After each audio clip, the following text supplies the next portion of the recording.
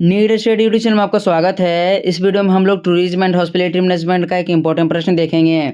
प्रश्न हमारा है, पर्यटन पर वैश्वीकरण के प्रभाव का वर्णन करें। तो इस वीडियो में हम लोग देखेंगे जो पर्यटन है यानी कि जो टूरिज्म है, इस पर वैश्वीकरण के क्या क्या प्रभाव पड़ते हैं, क्या क्या प्रभाव पड़े हैं, उनको कवर करेंगे। इसके अलावा यही प्रश्न आ सकता है, वैश्वीकरण का पर्यटन पर क्या प्रभाव पड़ा है, उनको बताएं। तो प्रश्न किसी तरह से भी आए, आपको एक बार वीडियो को अच्छी तरह से देखना है। मैं इतना गारंटी देता हूँ कि वीडियो देखने के बाद इस प्रश्न का आंसर आपके दिमाग में एकदम धंस जाएगा। तो सबसे पहले हम लोग समझते हैं वैश्वीकरण या ग्लोबलाइजेशन क्या होता है। यानी पहला हेडिंग आपको देना है वैश्वीकरण, ग्लोबलाइजेशन। वैश्वीकरण अर्थात संपूर्ण विश्व की एकीकरण की प्रक्रिया ही वैश्वीकरण है। दूसरे शब्दों में, बिना किसी प्रतिबंध या रोक टोक के विश्व के विभिन्न देशों का एक साथ आना ही वैश्वीकरण कहलाता है। देखो, यहाँ पर वैश्वीकरण या ग्लोबलाइजेशन का मतलब है, जब विश्व के विभिन्न देश यानी दुनिया में जितने भी देश हैं, जब सभी देश बिना किसी रोक टोक के एक साथ आ जाते हैं, उनके एक साथ आने की प्रक्रिया ही यानी उनकी एकीकरण की प्रक्रिया ही वैश्वीकरण कहलाता है। आगे है, इसमें प्रत्येक देश अन्य देशों के साथ बिना किसी प्रतिबंध या रोक टोक के पूंजी, तकनीक, व्यापार आदि का एक दूसरे के साथ आदान प्रदान करते हैं। यह वैश्वीकरण का ही देन है, जिसके कारण आज हम विश्व की तमाम वस्तुएं कुछ ही क्षणों में प्राप्त कर सकते हैं और अपनी आवश्यकताओं को पूरा कर सकते हैं। देखो, यहाँ पर बताया गया है जो विश्व है, विश्व में बहुत सारे देश हैं। तो जब विश्व के सभी देश बिना किसी रोक टोक के, प्रतिबंध के पूंजी, तकनीक, व्यापार आदि का आदान प्रदान करते हैं, तो इनके आदान प्रदान की प्रक्रिया ही वैश्वीकरण कहलाता है। वैश्वीकरण का ही देन है, जिसके कारण से हम विश्व के विभिन्न वस्तुएं आज हमारे समक्ष उपलब्ध है। यानी कि आज हमारे सामने बहुत सारे ऐसी वस्तुएं हैं जो एक देश में उत्पादित नहीं होती है, यानी कि वह दूसरे देशों से आती है। तो यह वैश्वीकरण का ही देन है, जिसके कारण से विभिन्न देशों का जो वस्तुएं हैं हमारे देश में आज उपलब्ध है और हम उनको आसानी तरह से उपयोग कर सकते हैं, अपनी आवश्यकताओं के लिए प्रयोग कर सकते हैं। तो यह था वैश्वीकरण या ग्लोबलाइजेशन का थोड़ा सा परिचय। आप इनको समझ गए होंगे, क्योंकि जो मेरा लैंग्वेज रहता है एकदम सिंपल रहता है, सभी को लगभग समझ में आ जाता है। तो इनको नोट कर लीजिए। देखते हैं हम लोग अगला पॉइंट को। नेक्स्ट पॉइंट आपको देना है वैश्वीकरण का प्रभाव, यानी वैश्वीकरण के कारण पर्यटन पर क्या क्या प्रभाव पड़ते हैं, क्या क्या प्रभाव पड़े हैं, इसे हम लोग देखते हैं। वैश्वीकरण की प्रक्रिया प्राचीन समय से ही चली आ रही है। प्राचीन समय से ही विभिन्न देशों के लोग पर्यटन करते आ रहे हैं, जिससे विभिन्न देशों की सामाजिक, सांस्कृतिक रीति रिवाज, रहन सहन, खान पान आदि सभी का आदान प्रदान हुआ है। तो देखो, वैश्वीकरण के कारण लोग प्राचीन समय से ही एक स्थान से दूसरे स्थान की यात्राएं करते आ रहे हैं। जैसे आप धर्म को ले सकते हो, तो धर्म के आधार पर प्राचीन समय से ही यात्राएं चलती आ रही है। तो जब लोग एक स्थान से दूसरे स्थान की यात्राएं करते हैं, तो इससे विभिन्न देशों की जो रहन सहन होते हैं, खान पान होते हैं, रीति रिवाज होते हैं, उनको उसका पता चलता है। यानी कि वैश्वीकरण के माध्यम से विभिन्न सामाजिक, सांस्कृतिक रीति रिवाजों के बारे में जानने का मौका मिलता है। आगे है, आज का समय वैश्वीकरण का दौर है, जहाँ पर प्रत्येक क्षेत्र में वैश्वीकरण के प्रभाव दिखाई देते हैं। पर्यटन के क्षेत्र में भी वैश्वीकरण के कई प्रभाव पड़े हैं, जिसे निम्न प्रकार से समझा जा सकता है। तो आज के समय में आप कोई भी क्षेत्र ले लो, चाहे वह मोबाइल वाला ही हो, एक देश में सभी संसाधन थोड़ी नहीं मिलता है। जो मोबाइल मिलता है विभिन्न देशों के द्वारा हमारे देश में आज उपलब्ध है।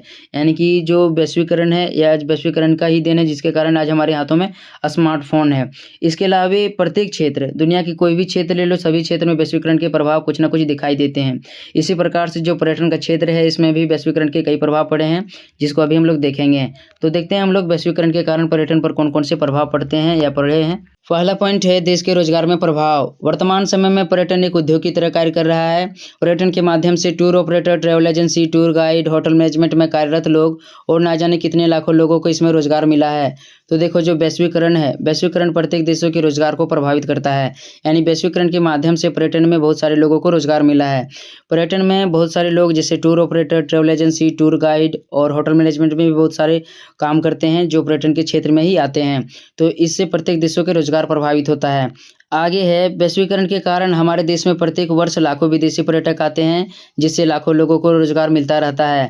अतः वैश्वीकरण ने देश के रोजगार को प्रभावित किया है। तो मैंने आपको बता ही दिया, वैश्वीकरण के कारण क्या होगा, विभिन्न देशों के लोग, पर्यटक आएंगे और उनकी जो भी आवश्यकताएं होगी स्थानीय क्षेत्रों से खरीदेंगे। तो स्थानीय क्षेत्रों के कहीं ना कहीं लाभ होगा, उनको रोजगार मिलेगा। तो किसी भी देश का रोजगार प्रभावित होता है वैश्वीकरण के कारण। नेक्स्ट अब हम लोग देखते हैं, वैश्वीकरण का दूसरा प्रभाव है विदेशी मुद्रा में वृद्धि। विदेशी पर्यटकों के कारण देश की विदेशी मुद्रा में वृद्धि हुई है। प्राचीन समय से ही भारत में विदेशी पर्यटकों की होड़ लगी हुई है। भारत के लगभग प्रत्येक क्षेत्रों में पर्यटन स्थल या ऐतिहासिक विरासत स्थलों का भरमार लगा हुआ है। 2024 की पहली छमाही में लगभग 47.78 लाख विदेशी पर्यटक भारत आए थे। देखो, इनको अच्छी तरह से आप समझ लो। जो वैश्वीकरण है, वैश्वीकरण के कारण किसी भी देश का विदेशी मुद्रा प्रभावित होता है। यानी वैश्वीकरण के माध्यम से पर्यटन के क्षेत्र में अधिक से अधिक विदेशी पर्यटक आएंगे, वे अपने साथ जो भी विदेशी मुद्रा लाएंगे वे यहाँ पर खुला करेंगे। ठीक है, तो इससे क्या होगा, विदेशी मुद्रा में वृद्धि होगा। ठीक है, देश के क्या होगा, विदेशी मुद्रा में वृद्धि होगा। 2024 की पहली 6 माह में लगभग 47.78 लाख विदेशी पर्यटक भारत आए थे। तो इससे आप समझ सकते हो कि भारत में कितना विदेशी मुद्रा का लाभ हुआ होगा। आगे है, अप्रैल 2000 से मार्च 2024 तक होटल और पर्यटन उद्योग से विदेशी मुद्रा के रूप में लगभग 17.2 बिलियन अमेरिकन डॉलर प्राप्त हुए हैं। तो जितना विदेशी मुद्रा देश में आएगा उतना देश को लाभ मिलेगा। तो वैश्वीकरण के चलते पर्यटन के माध्यम से किसी भी देश की विदेशी मुद्रा में वृद्धि होती है। तो इसको समझ गए होंगे। नेक्स्ट देखते हैं अब हम लोग। तीसरा प्रभाव है स्थानीय क्षेत्रों का विकास। भारत में से कई गांव है जिसे पर्यटन के रूप में विकसित किया गया है। वैश्वीकरण के कारण जब लोग इन गांवों या स्थानीय क्षेत्रों में विदेशी पर्यटक आते हैं तो इससे वहां के लोगों को काफ़ी रोजगार मिलता है। अतः वैश्वीकरण ने स्थानीय क्षेत्रों के विकास में योगदान दिया है। देखो, इनको अच्छी तरह से समझना है। ना केवल भारत में बल्कि जितने भी देश हैं, बहुत सारे देश में क्या होते हैं, बहुत सारे ऐसे गांव होते हैं जो पर्यटन के रूप में विकसित होते हैं। तो वहां पर बहुत सारे विदेशी पर्यटक आते जाते रहते हैं। इससे स्थानीय क्षेत्रों को रोजगार मिलता है और उनका विकास होता है। तो वैश्वीकरण के कारण जो स्थानीय क्षेत्र है इनका विकास संभव हो पाया है। तो वैश्वीकरण के चलते स्थानीय क्षेत्रों का विकास प्रभावित हुआ है। इसे समझ गए होंगे। देखते हैं अगला पॉइंट हम लोग। अगला प्रभाव है नए स्थानों तक आसानी से पहुंच। वैश्वीकरण के कारण लोग अब किसी भी जगह आसानी से जा सकते हैं। जहां पहले जाना मुश्किल था, अब लोग कम लागत वाली उड़ानों और बेहतर परिवहन नेटवर्क का लाभ उठाकर दुनिया के लगभग किसी भी कोने में यात्रा कर सकते हैं और आसानी से रोमांचक गतिविधियों का आनंद ले सकते हैं। तो इनको अच्छी तरह से समझना है। यहाँ पर नए स्थानों तक आसानी से पहुँच कहने का मतलब है वैश्वीकरण ने प्रत्येक देशों में जो परिवहन का संसाधन है उसके विकास में मदद पहुँचाया है। इसके द्वारा विभिन्न देशों की जो सड़क की व्यवस्था है, रेलवे है, हवाई जहाज हो गया या अन्य जितने प्रकार के परिवहन के संसाधन है, इनके विकास में मदद मिला है। इनके द्वारा हम बहुत ही कम लागत में दुनिया के किसी भी देश में जा सकते हैं और आसानी से भ्रमण कर सकते हैं। तो वैश्वीकरण ने विभिन्न स्थानों तक जाने के लिए एक परिवहन मार्ग विकसित किया है, यानी उनके विकास में मदद दिया है। तो ये चौथा प्रभाव था। नेक्स्ट देखते हैं हम लोग। वैश्वीकरण का पांचवा प्रभाव है विभिन्न सांस्कृतिक रीति रिवाजों का समन्वय। वैश्वीकरण ने आज दुनिया के लोगों को एक साथ लाकर खड़ा कर दिया है। आज के समय में वैश्वीकरण के कारण दुनिया के प्रत्येक देशों में विभिन्न देशों के पर्यटक आते रहते हैं, जिससे उनके बीच में प्रचलित सांस्कृतिक रीति रिवाज, खान पान, रहन सहन, धर्म आदि का बड़ी तेजी से आदान प्रदान हुआ है। तो इनको अच्छी तरह से समझना है आपको।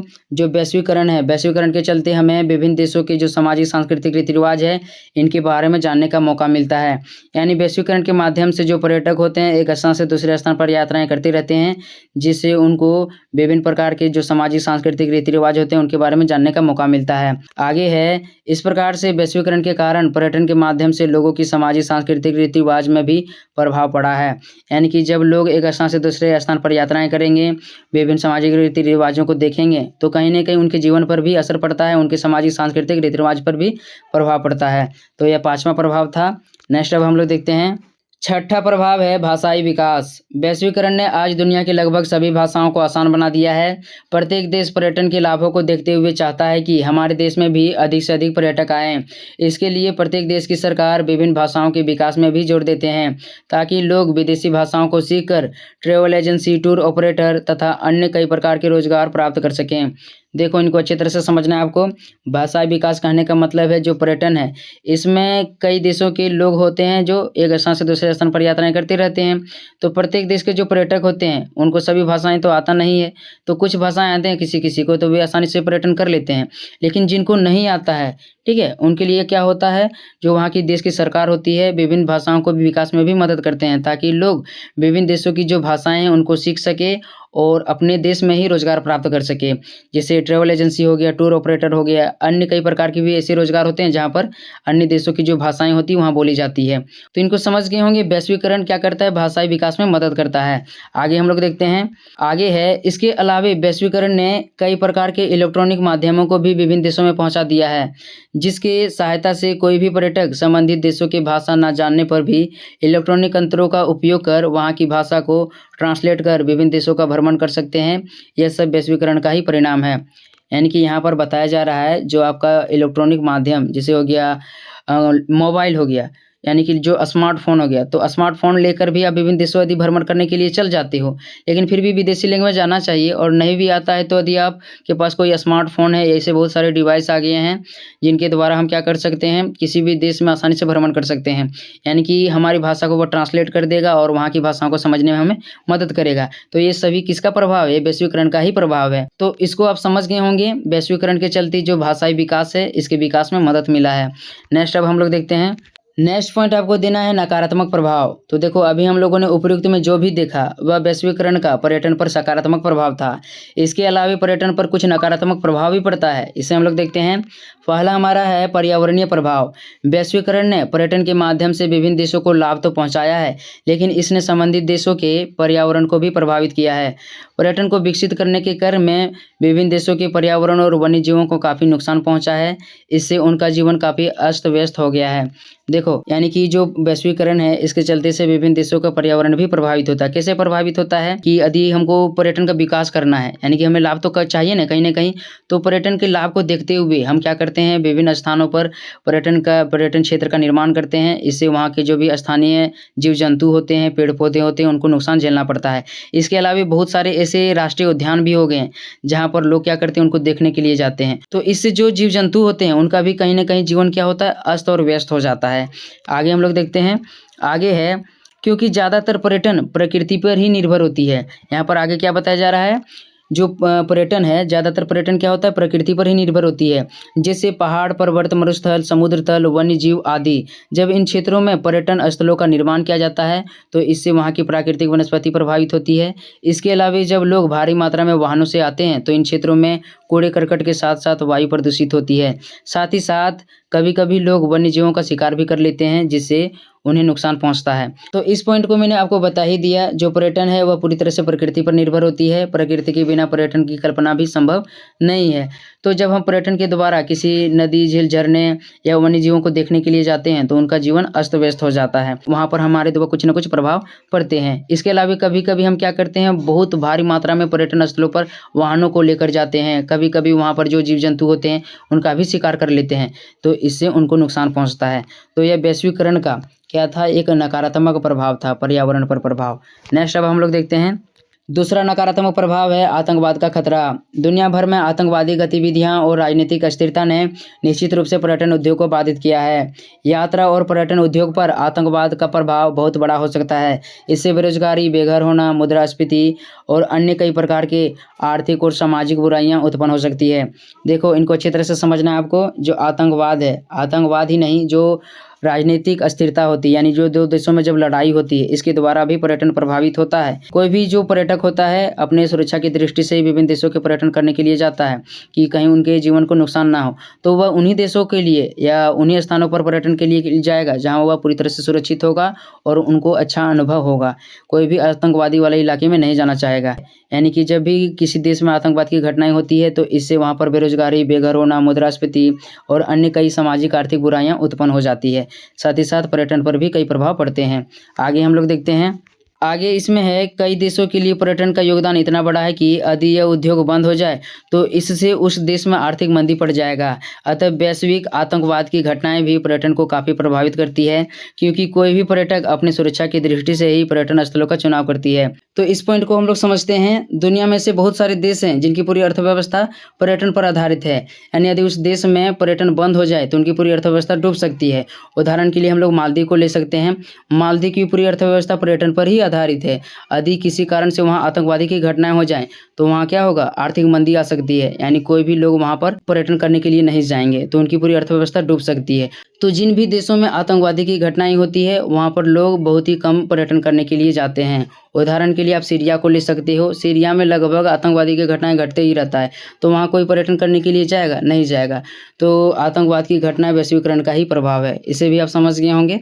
ठीक है, नेक्स्ट पॉइंट आपको देना है निष्कर्ष। इस प्रकार से ऊपरी तथ्यों के आधार पर कहा जा सकता है कि वैश्वीकरण के कारण कहीं पर्यटन का विकास हुआ है तो कहीं विनाश।